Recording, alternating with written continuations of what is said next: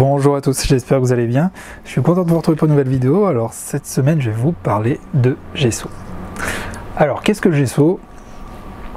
Alors je sais qu'on a souvent l'habitude au départ, quand on commence la peinture, donc d'aller dans les magasins de beaux-arts, et puis donc on achète un tube de peinture, vous achetez vos spalters, vos pinceaux, etc., tout votre matériel, puis vous tombez sur ces fameux pots avec écrit gesso dessus. Puis je sais que moi au début, je me demandais qu'est-ce que c'est que ce fameux gesso.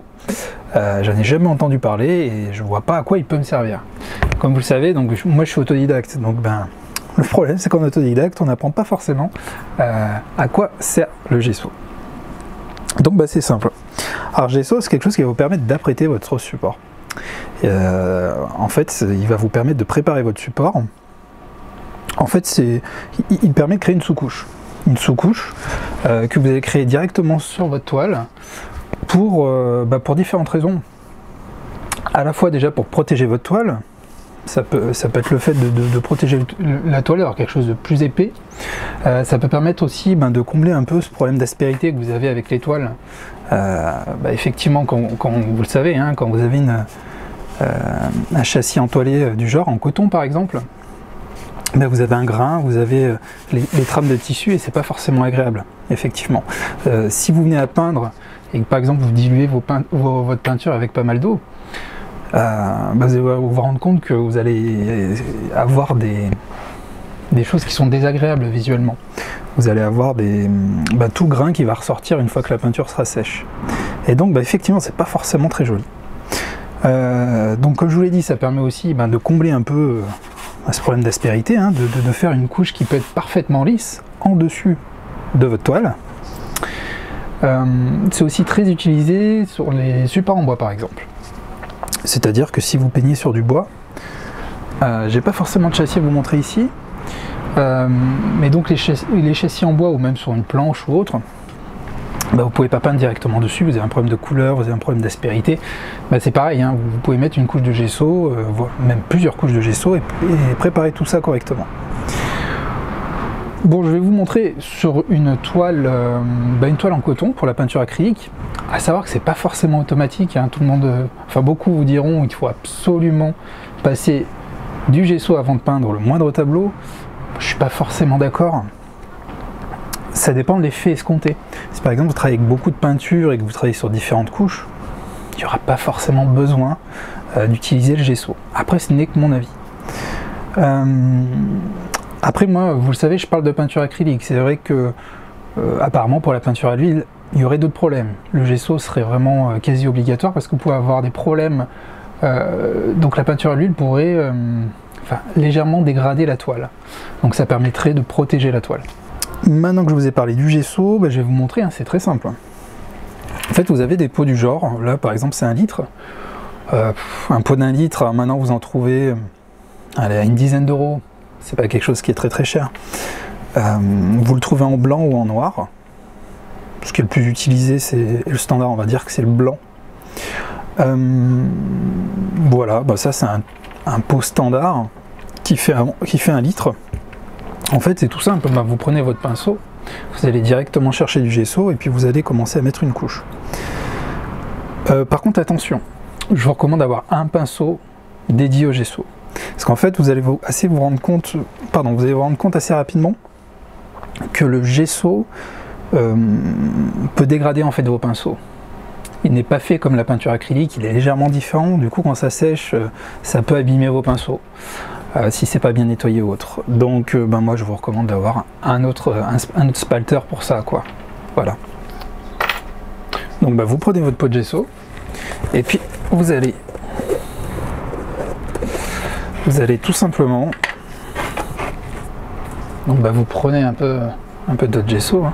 Alors attention, n'en mettez pas trop, là surtout que je fais une démonstration sur une toile qui est vraiment toute petite, un tout petit format, on est sur du 20-20. Donc n'en prenez pas trop.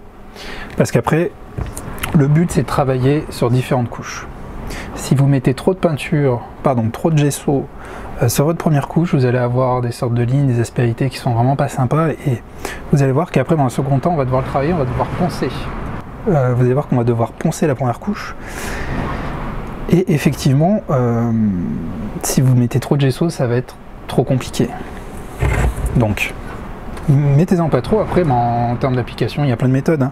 Hein. Moi, ce que je trouve qui est assez intéressant, c'est une méthode croisée. Ça peut vous permettre assez facilement ben voilà, de mettre votre gesso.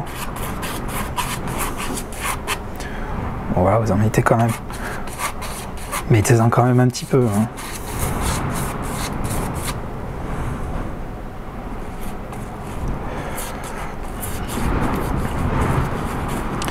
Voilà, après, vous avez plusieurs écoles. Vous avez ceux qui font également aussi les bords. Effectivement, ça peut être intéressant de travailler également les bords. Bon, après, ça dépend de l'effet. Si par exemple vous avez des châssis qui sont cloutés, où la toile est cloutée sur les bords, bah, ça peut être intéressant de recouvrir avec le gesso si vous souhaitez coloriser vos bords, quoi. Voilà. Quand vous avez réalisé votre première couche, bah, en fait vous allez attendre que ça sèche. Ça met un petit peu plus de temps que la peinture acrylique, mais ça reste relativement rapide. Donc vous attendez que votre première couche sèche et après on se retrouve après. Donc voilà, une fois que le gesso est bien sec, vous le laissez bien sécher. Quand c'est bien sec, ben en fait vous allez tout simplement poncer, parce que comme vous pouvez le voir, en fait vous avez des sortes de... C'est pas évident à voir ici, vous allez avoir des rainures, effectivement, qui sont dues au passage... voilà, là on les voit un peu. Voilà. Vous avez différentes rainures qui sont dues en fait au passage de votre brosse, de votre spalter. Donc pour cela, vous allez devoir poncer. Alors c'est pour ça entre autres qu'il ne faut pas mettre beaucoup de gesso, parce que sinon vous aurez quelque chose encore bien plus compliqué à poncer. Donc là, comme vous pouvez voir, j'ai pas trop mis de gesso, on voit quand même qu'il y a pas mal de rainures. Alors pour cela, ben, vous prenez du papier de verre, hein, tout simplement. Alors là, moi je le prends brut directement, enfin je l'utilise avec la main, mais... Après, c'est intéressant d'avoir un papier de verre plus fin possible. Vous verrez que ça simplifie vraiment la tâche et ça vous évite d'avoir soit des sortes de petites auréoles, des bulles qui sont percées. Enfin, vous pouvez avoir des rendus qui sont vraiment... qui est quelque chose qui est qualitativement pas top, quoi. Donc, voilà. Donc, bah, après, c'est tout simple. Hein. Après, il y a plusieurs techniques. Appuyez pas trop pour pas attaquer votre toile.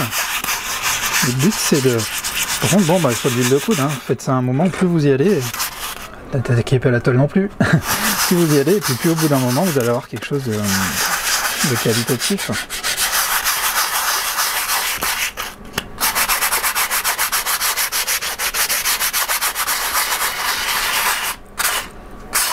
Et donc vous allez voir qu'après, au bout d'un moment, vous allez avoir une sorte de poussière que vous pouvez enlever comme ça avec la main, qui est en fait le trop-plein de gesso, hein, le surplus de gesso que vous enlevez du coup avec votre papier de verre. Voilà, alors je vous montre rapidement. Donc le but, non, vous allez quand même un peu plus loin. Vous continuez afin d'avoir vraiment un beau rendu, alors quelque chose de parfaitement plat. Et après vous renouvelez l'opération. Très important, parce qu'une couche ne suffira pas. Alors encore plus si vous travaillez sur du bois ou autre. Faites plusieurs couches. Je vous recommande d'en faire au moins 2. Donc en fait, quand vous avez bien poncé, vous renouvelez l'opération, vous reprenez du gesso, vous en remettez et vous reponcez un coup, une fois que c'est sec bien entendu. Et après vous allez voir qu'en peignant, vous allez avoir quelque chose de parfaitement lisse, vous verrez plus donc le tramage de la toile, hein. Il n'y aura plus ce grain qui est désagréable. Et donc ben, pour la peinture, c'est vraiment, vous aurez quelque chose de plus lisse, quelque chose de plus harmonieux, c'est très... Vous verrez que c'est très différent de peindre sur une toile donc avec un après gesso. Voilà, alors là c'était pour l'utilisation à la brosse. Après, à savoir que vous pouvez faire la brosse au pinceau, savoir qu'après vous pouvez l'utiliser de plein de façons différentes. Vous pouvez par exemple utiliser au couteau. Alors pour le couteau, je dirais que c'est une utilisation encore différente. C'est pour avoir par exemple des motifs. Quand vous voulez avoir la texture des motifs sous votre peinture, c'est génial de travailler avec le gesso. Donc là je vais vous montrer. Donc par exemple j'y vais au couteau, je prends un peu de gesso avec le couteau. Donc là vous voyez qu'en termes de quantité par contre on est sur quelque chose de différent. Et puis en fait vous pouvez travailler votre toile comme ça. Alors soit vous essayez de faire quelque chose d'à peu près lisse. Alors l'avantage au couteau, je vous laisse juge, c'est que vous allez avoir quelque chose de parfaitement plat directement. Généralement il faut poncer aussi, mais moi je l'utilise pas dans ce but là, j'utilise vraiment pour faire de la texture, c'est-à-dire que faire ce genre de choses par exemple. Je vais laisser sécher et après je vais repeindre par-dessus. Vous pouvez utiliser des techniques de brossage ou autres et vous allez avoir des choses super. Je vous recommande vraiment d'essayer. Alors là vous en mettez un peu plus que ça, là c'est pour vous montrer, mais le but c'est voilà, c'est de... Et après donc du coup avec ces textures là vous pouvez faire plein d'autres choses. Et vous pouvez mélanger avec des matières, vous pouvez la coloriser hein, si ça vous intéresse. Certains peignent en remettant soit des pigments ou de la peinture acrylique directement dans leur gesso. Quelque chose qui peut être intéressant. Donc moi j'utilise que comme ça. Alors voilà, vous voyez qu'au bout d'un moment, vous commencez à avoir des textures sympas à force de travailler la toile. Vous pouvez vraiment faire des choses. Bah après vous pouvez faire plein d'autres choses. Hein. C'est l'autre chose par exemple. Regardez, simple. Et ça en séchant, et ben vous avez la texture sur votre toile.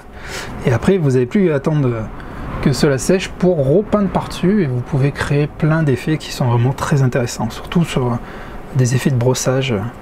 Moi j'adore ça. Voilà. Donc c'est deux utilisations de gesso. Après, ben, du moment que vous y allez avec le couteau, comme je vous dis, vous allez pouvoir expérimenter et mélanger avec des choses. Hein. Là je vous montre pas, mais on pourrait mettre de la peinture dedans. Certains travaillent le ciel de cette façon-là. Après par contre je vous recommande pas de le mélanger avec de l'eau, à moins, je dis bien à moins que vous commenciez à utiliser, que vous utilisiez du gesso avec d'autres matériaux. Parce qu'en fait l'avantage du gesso aussi c'est que c'est assez collant, donc vous pouvez y mettre des choses. Mais bon après c'est des utilisations un peu détournées, parce qu'à la base c'est vraiment un après. Hein. Ça vous permet d'apprêter votre toile, voilà. Bon, bah écoutez, c'est déjà pas mal. On a bien fait le tour de quelques utilisations simples du gesso. Je vous recommande d'essayer. Si vous travaillez avec le bois, c'est absolument indispensable, je trouve. Si vous travaillez sur la toile, c'est un petit plus de effectivement préparer le gesso. Si par contre le but est de faire de la texture sur toile, bah, allez-y, foncez. Utilisez le gesso, vous verrez. Alors après en séchant, peut-être que vous n'aurez pas vraiment...